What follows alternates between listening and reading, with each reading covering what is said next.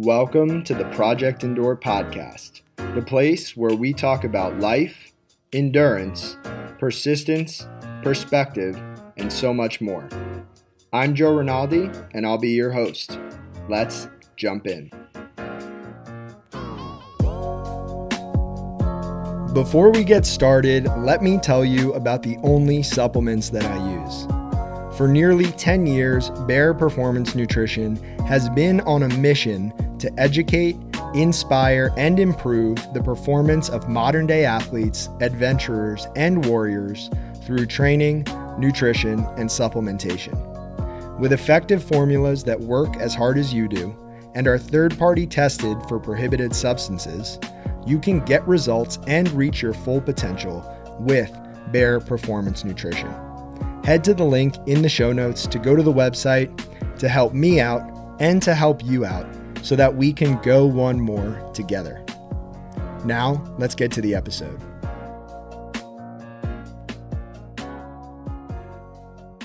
Welcome back to the Project Endure podcast, episode 56. We have myself, Joe Rinaldi, and we have a very special guest out in Cleveland, Ohio, Natalie Bell. Natalie, how are you? Hi, Joe. I'm so good. Thank you for having me. I'm excited to talk with you today. You're so welcome. We were just talking before we hit record, and you are actually the first guest that I've had on this podcast who I found through TikTok.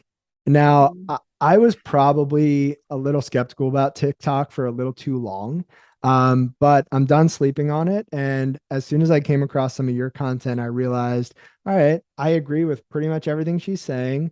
She's saying some really, really good stuff on here, and I got to have a conversation. So I reached out, and here we are. Why don't you start by telling the audience a little bit about yourself?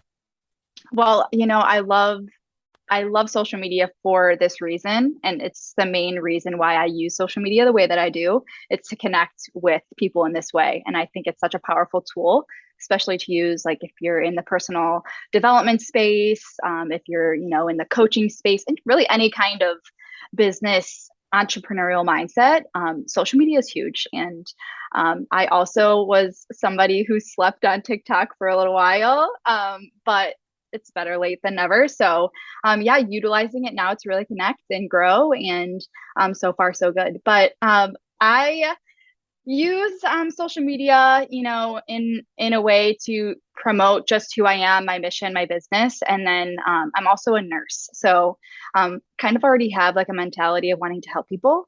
So just being a nurse and then doing life coaching and just being like a positive light in the world is something that I'm super passionate about. So love it. That shines through in your social media for sure. Let me ask you this. How did you get into nursing? How and why did you get into nursing? So it's funny because I am a family of six. I've three brothers, my parents, and then nobody is in medical before me but me. So I have just always wanted to help people in their most like vulnerable space. I think there's just something that's super beautiful about helping people in that way, and I just have felt pulled to that like my whole entire life. I've been a helper. I've been, somebody who's wanted to make people feel better. So nursing was just always on my mind to do that because people are usually at the lowest of the low, and at their most vulnerable and scared, and for me to be able to be kind of like a guiding light for them and just make them smile in those times was super attractive to me. So that's what kind of brought me in. That's exactly why I got into physical therapy. And I'm just such a firm believer that physically, when someone doesn't feel their best, whether they're in the hospital or they're just in an outpatient PT clinic, they don't feel like themselves. And that dark, vulnerable, sometimes really challenging space is the perfect opportunity to meet somebody and to just be there as a human being, as a friend. And to help to lift somebody out of that space is such a privilege and such a blessing.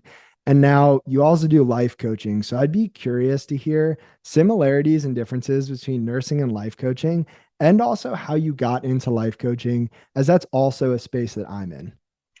Awesome. Yes. So some similarities, I would say empathy is one of the biggest things I think that I've been able to really like grow my skills in.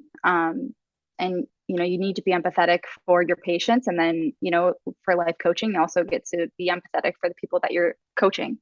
And kind of another similarity that kind of goes along with that is listening.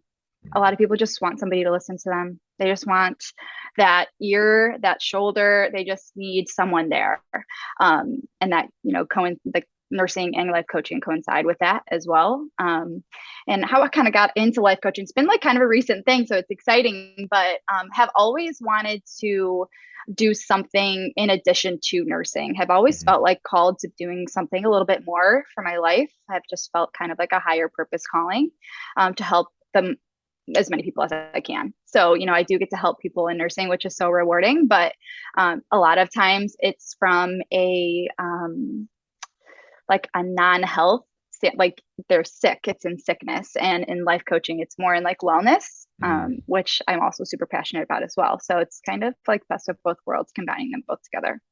Yeah, So. it's interesting because for me, when I was practicing full time as a physical therapist, I was in the clinic.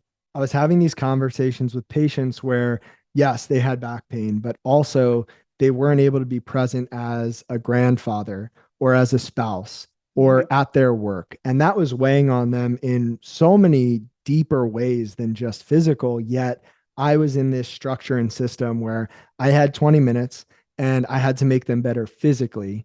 And so I felt like I couldn't get to that space where I really wanted to be with people, where we were going layers and layers deep. And I feel like coaching really allows me the freedom and flexibility to do that. And at the same time, it's a really challenging space to be in because there really are no rules, right? It's Right. whatever it wants to be for that person and whatever that relationship needs to look like. There's a lot of ebb and flow. And the listening component has been huge for me as well. Mm-hmm. Although I'll say sometimes it feels like I'm not doing enough when I'm listening, if that makes sense. I'm Mm-hmm. curious if you feel that at all.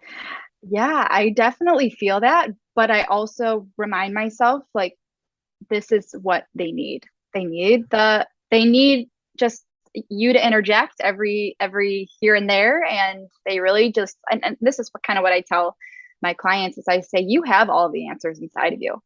You have all of them. I'm just here to kind of be your sounding board, be just somebody who's not going to judge you, who's just going to listen and maybe share a perspective that you can't see because you're so in it.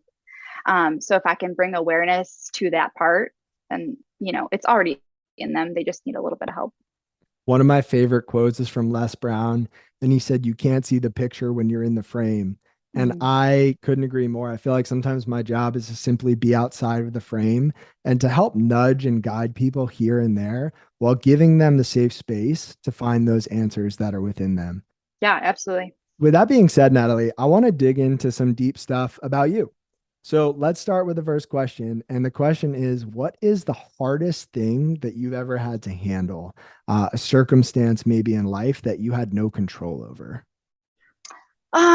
Joe, this question is tough because I feel like I've been super blessed in my life. I know I'm very privileged, and I come from a really good family. My parents are very loving. I had a really great upbringing, really great brothers, just all around a really good like childhood. Never really had to deal with any kind of like big major deaths in my family yet. Yeah, and just haven't met like so much like life adversity and like grief in that way. But something that comes to my mind that has been like the kind of like the catalyst in my healing journey and really finding myself has been like relationship trauma and big breakup in the past that kind of sparked everything for me. So that has probably been the most that I've really struggled internally, and just something I've really got to grow through the past. It's been like 5 years now. So it's been very, very much a beautiful journey, and I'm so grateful for it. I wouldn't change it for the world, but it's definitely something I have struggled with, and I still do. So. Yeah, I appreciate that perspective on things. And I'd love to go a little bit further into that. And we can stay as general as you'd like or get as specific as you want. But, I would imagine there are people listening to this podcast who either are in a relationship, who have just ended a relationship, or maybe single and just exploring what a relationship could look like. And so, can you take us back to that time where that relationship maybe ended, or maybe you knew it was the beginning of the end, and what that experience was like for you? Yeah. So for me, I was engaged, and I was actually the one who broke off the engagement, and I called off the wedding. We were together for 10 years, so it was a very long time. So at that point, I was just very, I felt like lost. I had lost kind of like who I was in the relationship. There were some things that had happened that just made me like really question my worth, and I was just at like a very bad place mentally. And so that, on top of then ending a relationship and losing like somebody who I considered my best friend, somebody who I thought I was going to spend the rest of my life with, ended up not being that. Also losing just like the family, like grew up together, really grew up together. We were together since we were 15. So, we grew up together through like some of like life's really early stages of like adulthood together. So it was just like almost like grieving somebody that was still living, and then also grieving a life that I thought I was going to live that I wasn't going to live. So that was a really like rough time for me because I felt like super lost. And so um, I think when you're with somebody for as long as that, and you lose yourself in that process, just coming out on the other end is kind of scary. It's like, well, what now? What do I do? Who am I? How do I, feel better with this situation that has happened? So that was probably, yeah, one of the toughest times in my life for sure. Mm. If you were to go back to that relationship, and you mentioned you lost yourself in that relationship, is there anything you would have or could have done differently that would have kept you maybe more centered as yourself in that relationship? I think, I always say like coulda, shoulda, woulda, like hindsight's always 2020. And I've done so much like forgiveness work for myself, like my, like really forgiving me, and me just really, I was just trying my best with what I had and what I knew. But really, I would just love for me to learn about self love and self Mm. worth, and um, just realize that being selfish with certain areas of our life is probably the most selfless thing that we could do for everybody around us. So those are some things that I have like journaled about and told myself now, because I still get like, I'm still that girl who I was back then. I've just Mm. grown a lot since then, so I still get to tell myself those things. So it's Mm. kind of cool to be able to tell myself that now and really truly believe it.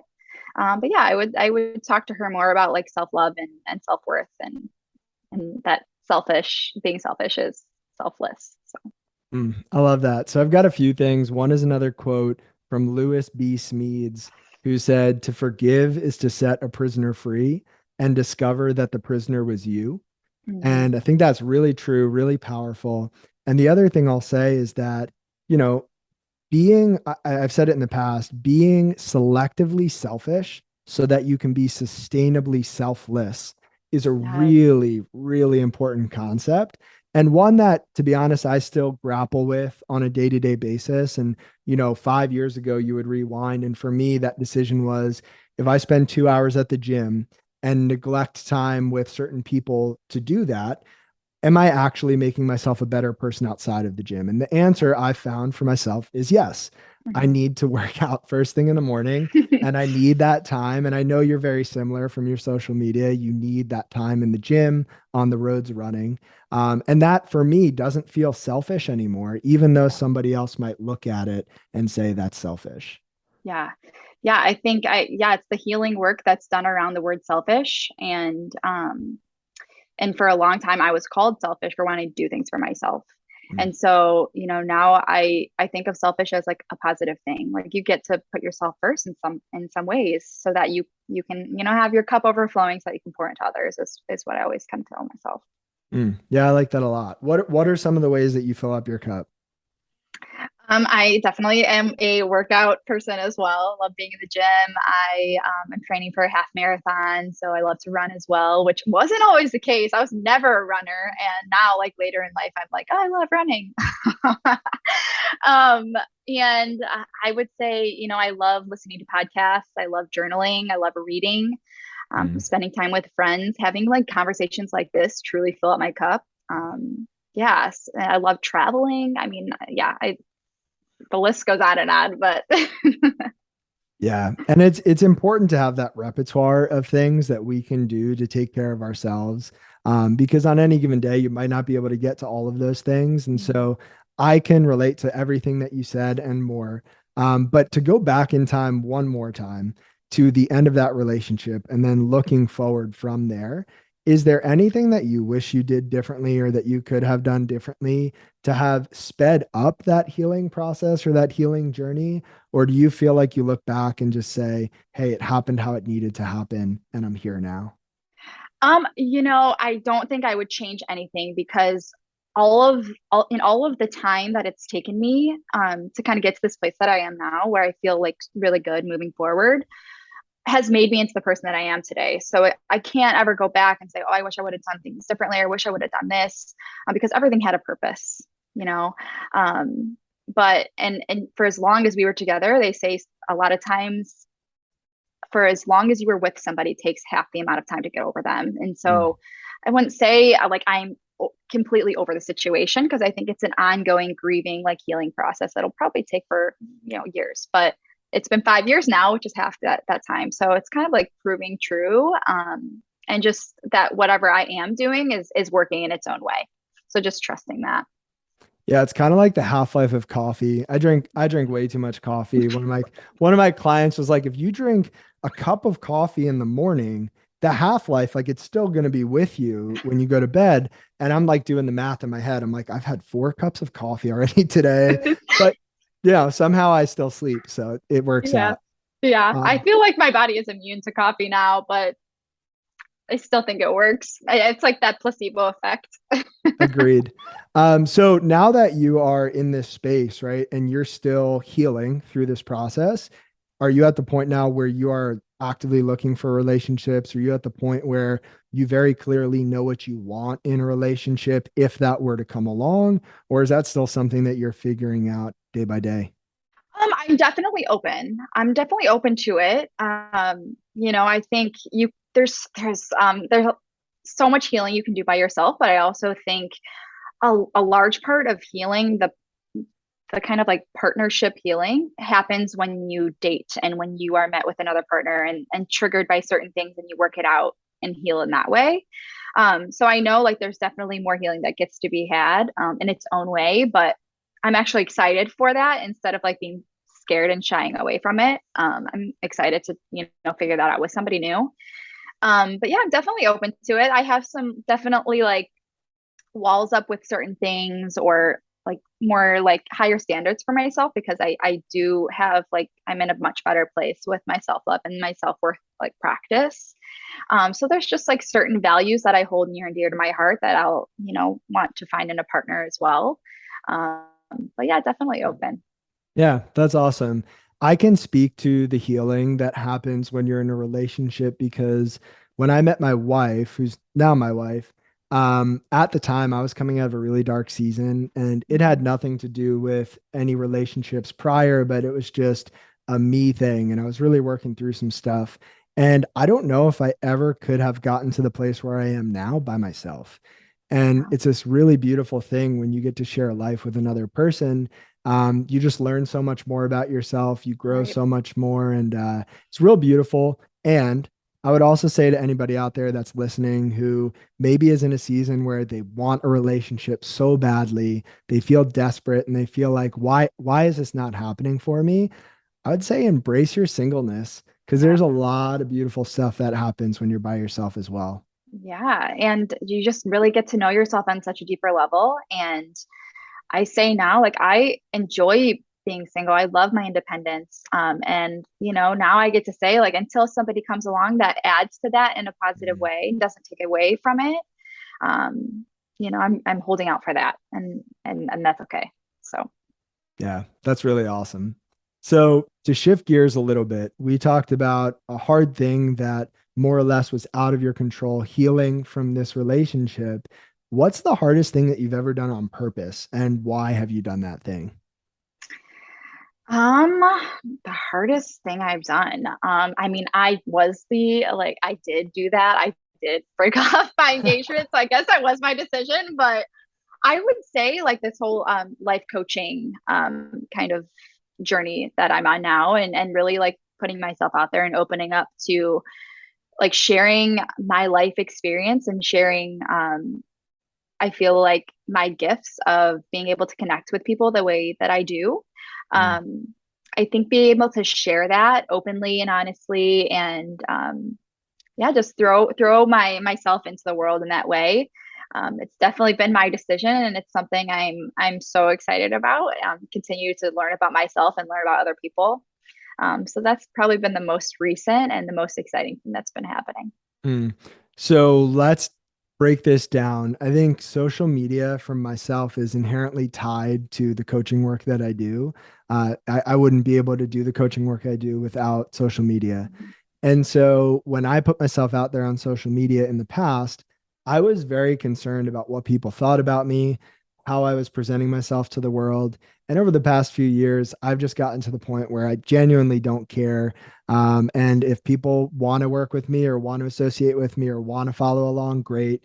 And if not, that's cool too. I know that doesn't have anything to do with my worth as a human being, but it's taken work to get to that point.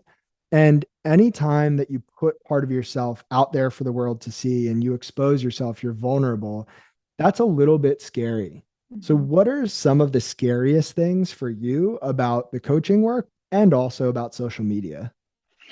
I would, yeah, I very much agree with you on that, Joe.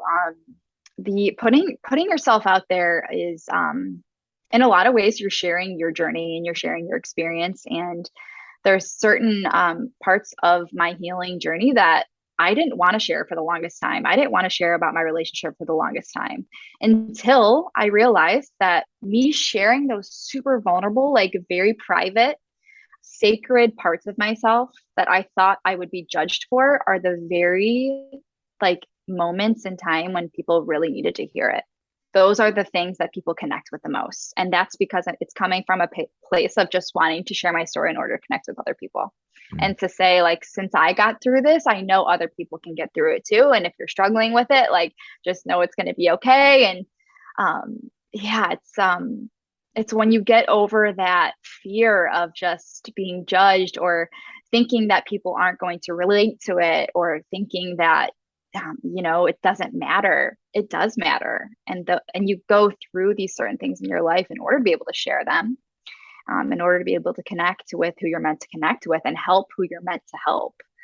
So once I really got over that, and started sharing more and got positive feedback, and that first person who reaches out to you and says, "Thank you so much for sharing this, Natalie, because I'm going through the same thing and I needed to hear this today." Like, that's all I needed to hear. Mm. And then it's just like a fire under my butt. And I'm like, all right, I guess I'll keep sharing, even though it's scary. Yeah. So, I've got a quote again. If you couldn't tell, I love quotes. Me This too. Good. This one's from Neil Gaiman. He is an artist and an author, and he wrote, "The one thing you have that nobody else has is you, your voice, your mind, your story, your vision. So write and draw and build and play and dance and live as only you can. The moment that you feel that just possibly you're walking down the street naked, that's the moment you might be starting to get it right." Oh, I love that so much. It's so true. Yeah, I feel like sometimes when you're on the brink of exposing part of yourself that is scary, and you think, if I put this out there, man, nobody's going to relate to this. People Mhm. are going to think I'm crazy. People are going to unfollow, unfriend. I'm going to be alone in this. Those are the most powerful moments. Those are the things Absolutely. that we need to share.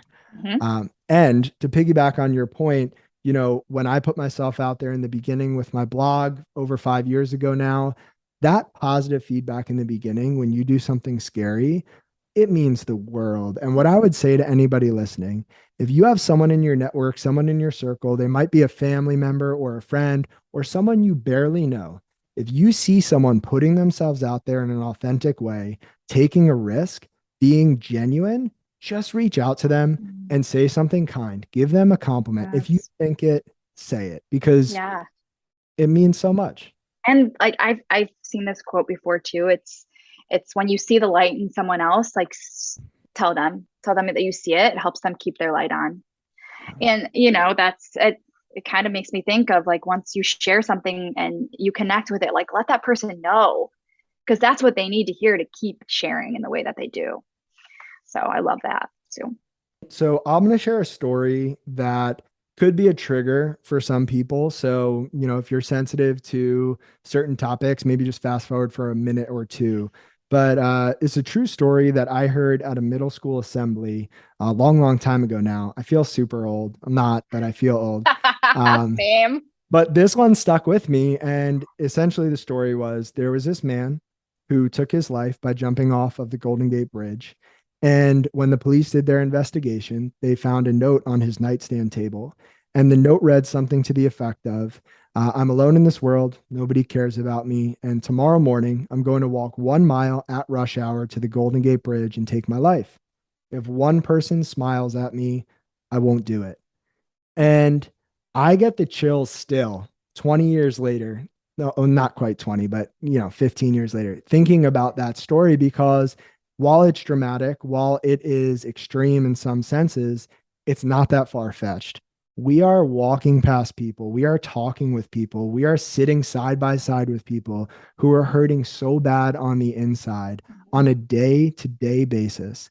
And a simple smile, a kind gesture, a genuine compliment could not only change someone's day, it can save someone's life.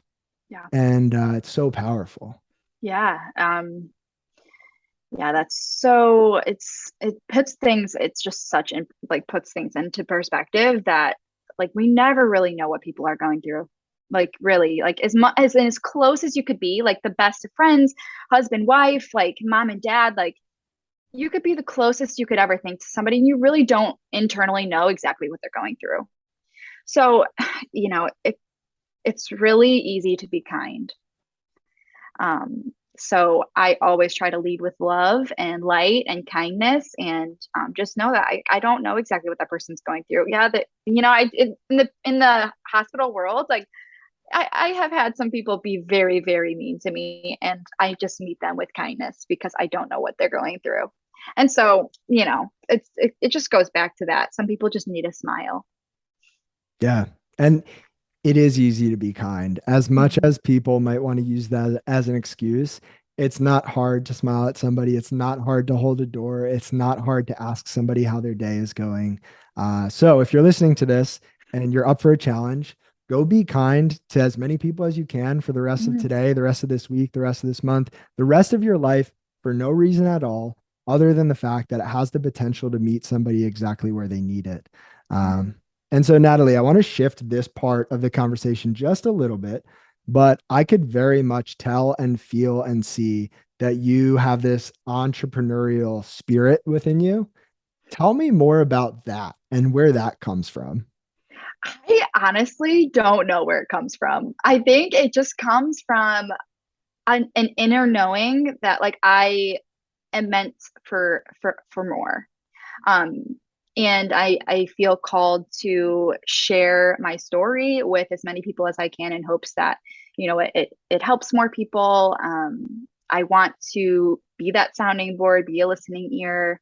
Um, for people in order for them to get through whatever they're going through. Um, yeah, it's just I love nursing and healthcare in general has I feel like taken a little bit of a turn in the past couple of years, especially with the pandemic. So I want to be able to have something else to turn to. Um, that I get to be creative and I get to kind of like be my own visionary and um, just have an opportunity to just help more people.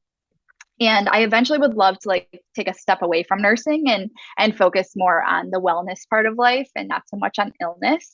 Mm, Um, and yeah, just to be able to do that for myself, it would mean a lot to me. And then just knowing I would get to help as many people as I would get to help in order to make that happen, just really sparks me. So I'm Mm. excited for it. But yeah, it's a lot. And being your own like boss and being responsible for your show up, it can be a lot sometimes. Yeah, I wrote a blog recently and I made a video about this, but I am almost 15 months removed from quitting my full-time job to go all in. Yeah, thank you. All in on entrepreneurship. And it's been so challenging and also so amazing. And I Mhm. wouldn't change it for the world. And I think the coolest part about it all is there's this sense of ownership. Everything is on me. And that is amazing when things go well and clients are feeling good. And I'm having one of those days. And then you just get hit by a bus, and all of the flip side is on you as well. It's the stress of losing a client, it's the stress of managing your time and your schedule and everything that comes with being your own boss. And Mhm. I'm curious for you how you manage everything that you're doing right now, because for a long time, for about 2 years, I was juggling coaching, a relationship, my fitness, a full-time job, and a bunch of other things all at the same time. And it was very stressful. So, from the looks of it on social media, you're doing something very similar. And how do you find time for all of those things? I guess is the question. I think balance is a tough, I feel like, word to describe in this way, just because there are so many facets that you're entertaining. But for me, it's just prioritizing first my mental health above everything else. I've learned to really prioritize that and realize that it's not selfish, because yeah, I get to pour from an overflowing cup then, as we've touched on. But yeah, I think it's just knowing what I get to prioritize when. And sometimes making sacrifices where I get to make sacrifices now, in order to, in the long game, have more availability for those things that I want to eventually have availability for. But also like living in the present too, because tomorrow's not promised. Like we don't know what's going to happen tomorrow. So in order to keep living in purpose, I get to remember that I get to have fun too, because life is supposed to be fun. So I think, yeah, it's just finding your priority at that specific time, and day by day, it's going to look different. But also establishing some sort of routine, I feel like is good as well. Like in certain aspects, like with fitness, incorporating some kind of daily movement, some kind of reading or personal development work every day. Every day doesn't have to look the same, but it gets to contain the same kind of things. For me, my nursing schedule is kind of all over the place. I am thankful because I was able to go, it's called PRN. You've probably heard it in PT, but I get to kind of work when I want and make my own schedule. I'm grateful that I get to do that, because it frees up time for me to be able to fill my cup up in the ways that I want to, and also work on, my life coaching stuff. So I'm grateful for it. It's just, yeah, it's definitely learning, and it's such a learning curve being your own boss and having your own business and setting your priorities and setting your schedule. And I'm still learning. I'm going to continue on learning. And I think it's just realizing that I get to be a student of that learning, Mm. and just take it day by day. Mm. So two thoughts here. We're gonna go with this first one before I introduce the second.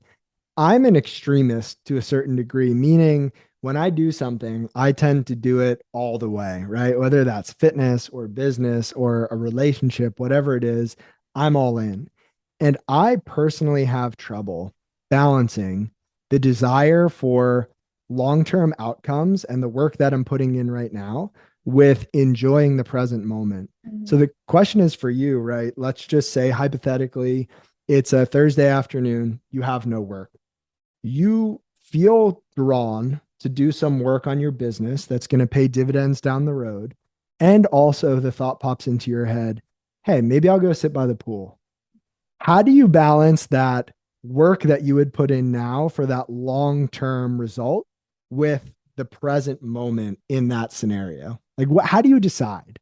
Yeah, that's a good question. I think you get to leave space for joy. So I guess it would depend kind of on, how that week had gone.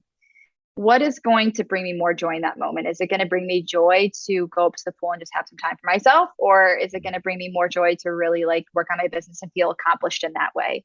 And I think deciphering between those two voices in your head is the key, because I feel like I've gotten to a place with knowing myself enough to know what I need and when. Mm. So, do I what joy do I choose now? Is the joy of feeling accomplished or the joy of relaxing? And it kind of goes like hand in hand with like working out, I feel like, Mhm. because I'm also somebody who loves daily movement, but I also know the importance of rest days. So it's like, what is best going to serve me in this moment? Is it going to be pushing through my non motivation to go to the gym and just push through and get it done? Will I feel better after? Or will pushing through actually make me feel worse because I actually needed to rest? So it's just deciphering between that like fine line between those two. And that takes practice, and it just takes you getting to know yourself on that level. Mm. Yeah, it's kind of like when I was a teenager and I would work out 7 days a week for 2 hours a day for 7 months in a row. And then I would be forced to take 7 weeks off from the gym because I hurt myself. Whereas if I just look back, if I just took a rest day here and there, I would actually not be forced out of Yeah. the gym. So Mhm. yeah, that's a great point. Now, my second thought is about having it figured out and learning along the way. I think a lot of people would come to your social media page. I know people have approached me with this, but they look at things from an outsider point of view and they say, how do you have it all figured out? How are you doing all these things? How do you have all the answers? And my answer is very blunt. It's like, I don't, I have nothing figured out. Right. Same. I think the key in, and I always do say, like, I don't have it all figured out. And I think the key, really, and something I've also really learned throughout my journey, is to share when you don't have it figured out. People need to see real. I am so myself on my social media. Like, people get to see all sides. They get to see me when I'm thriving, and they get to see me when I'm like, oh, I've taken like a healing day, or it's a heavy day. Like, I try to share those things because that's real, and people need to know it's not like rainbows and butterflies all the time. And I do have hard days, and I'm still healing, and I still struggle from time to time. So, sharing openly, honestly, authentically, I think is so important, especially in just attracting people to work with you, and to people like who want to work with you too. Like, I don't know, it's just, yeah, you got to be authentic, you got to be real. I have a funny story about that point right there. So, in the coaching work that I do, I tend to attract a lot of people who want to live and perform at a high level, pursue wellness, pursue potential, but maybe just feel stuck. They feel like they need a little bit of accountability or guidance to just get started. And I had this one person reach out to me and we went back and forth for a while. This is about a year ago. And this person decided that I was too intense for them, which I thought was is kind of funny because I'm not, I am an intense person about the things I care about, but I'm also very gentle and compassionate and empathetic, so on and so forth. But anyway, a year later, this person reached back out and said, I'm ready to start coaching. And I asked them what changed. And they said, I thought you were really hardcore. And then I saw you flipping eggs on Instagram. Every once in a while, I'll just make a reel and I'll flip some eggs behind the back, blindfolded, whatever. And I said, so it was the egg flipping that made you reach out.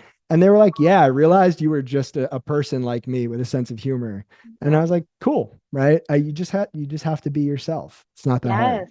Yeah. And people are so attracted to just real and authentic, and you just being like silly, like being you show you're human. Yeah. 'Cause that's what people relate to. Yeah. And just to tie it all back together, I think our vulnerabilities and when we show our struggles and share those things, that is the most relatable because none of us are perfect. None of us have it all together. Everybody is struggling with something. And when people get to see those parts of you, you attract people who also want to move in the direction that you're going. And that's a really special thing. Yeah, I agree. I So, agree. Natalie, next question is a simple one. This is the Project Endure podcast. When you hear the word endurance, what does that mean to you? I was thinking about this on my drive home from the hospital because, yeah, I've heard the word and I've used the word, but I don't know if I've ever really like defined it for myself. And I think just given kind of where I am at and what I've been through, I think to me it means to make the decision for ourselves to keep Mhm. going in the face of adversity. Did I say that? Adversity. Yeah. To keep to our it's our decision. It's that decision Mm. to keep going in the face of adversity. Yeah, I like the fact that you use the word decision because to Hmm. me it is a decision and it's a decision that happens over and over and over again. Yeah. And you might decide it in the morning and then 5 minutes later you have to decide it again. And the next day you wake up and you have to decide or choose that thing again. And it's Yeah. this never-ending process that can be exhausting at times. But Yeah. if you're pursuing the things that matter, I feel like it's worth it. Yeah. I think when you push through and just focus on like little joys. And this is what I told myself a lot during like days I didn't even want to get out of bed. Like just focus on the little things that are going to bring me joy today. Like what is one little thing I can do? And in that moment, like that is endurance to Mm. me, is showing up and to decide to keep going, even though I really don't want to. I could easily say, like, I don't want to keep going. But it's that decision to continue on in the face of not wanting to. Yeah. And I appreciate the word joy as well. I've shared this on the podcast before, so I'll keep it brief. But years ago, I was in a car accident. My car was totaled, flipped a couple of times. And I got out of the car, stood on the sidewalk, looked at the wreck, and realized that I was okay. I was fine. I didn't have a scratch on me. And in that moment, I felt such an intense, overwhelming sense of gratitude and joy for being alive. And I wish I could just bottle that up and just take a whiff on the mornings where like I don't feel like it. Just because every day is a blessing. And it's almost like in sports, right? The concept of overtime, there's a sense of urgency because when someone scores, the game's over. And you don't know when that's going to happen. And so you play overtime with a different energy than you play, regular play. And I Mm-hmm. feel like I get to wake up every morning and just play with a different energy because I know that nothing's guaranteed. And that's a really, really awesome feeling to be able to hone in on and capture and channel. And it's also really hard. Yeah, it's very hard. And it's something that takes practice, I think, for us to really be able to to practice that gratitude and saying, I get to wake up and I get to do this, I get to work out, I get to, go to work, I get to do these things instead of saying like, oh, I have to. Like, no, we get to do these things because we're alive and like we have another day to do it. But yeah, it's just the finding the joy in Mm, it. yeah. So as we begin to wrap things up here, Natalie, I have one final question. This question is an important one because somebody listening to this podcast, things might have resonated throughout this conversation, and maybe they're in a challenging season of life. Maybe they don't know where to go next or what to do, or they're just struggling to put one foot in front of the other. If you're speaking directly to that person right now, what would you say to them? It's a quote that I live by and something that I share often, but it's that everything is working out for us, even when it feels like it's not, especially when it feels like it's not, it Mm, is. And I go back to that so often because often we don't even realize the fact that something's not working out for us is actually the fact of that everything is working out for us. And as much as it doesn't feel like it in that moment, you'll realize, a year from now, 5 years from now, it really worked out for you. So mm. just keep going. Yeah, you can't connect the dots looking forward. Hmm. Yeah. Have there been instances in your life outside of the relationship where you've known that to be true? Just periods of time where it feels like nothing is working out and you look back and realize, hey, it's all working out. Definitely like some family stuff that has popped up, different things with jobs. I did some travel nursing, Mm, which, some things along the way didn't work out, but actually ended up really working out. So, Yeah, just definitely. I mean, it happens on the daily. Like you think about things, you're like, oh, I missed that. I missed that light turned red. Like I'm like, actually, that probably worked out because maybe I was meant to stop here. And I think about those things a lot too. Like, oh, I'm so mad that this happened, but it was meant to happen in some way. Oh, this person cut me off. Like, well, I wasn't supposed to be there at that time. So yeah, it's Yeah. just everything is working out as it should. Yeah. If you're listening to this podcast, you are exactly where you're supposed to be. Mhm. Natalie, thank you so much for this conversation. If people want to connect with you, follow along with what you have going on, where should they go to do that? For sure. Thanks for asking, Joe. My Instagram is Natalie Bell 9. And then my TikTok is Natalie_Bell. And then my life coaching business is chatswithnat.com. I'm pretty, active on all of it. So, and I love connecting with everybody. So, yeah, find me on there. I love it. Well, Natalie, thank you again for this conversation. I know it's going to reach people who need it, and I appreciate all the work that you're doing. Keep it up. Thank you, Joe. So nice to meet you and talk with you today. Thanks for having me. If you enjoyed this episode of the Project Indoor podcast, go ahead and subscribe, leave a review on your platform of choice, and share this episode with a friend. It helps us get more conversations like this out to more people like you. We appreciate you, and we'll talk to you next time. And one more thing. If you're looking for a community of people all striving to be better together, check out the Project Indoor Hard Things Club. The link is in the description below. We'd love to have you.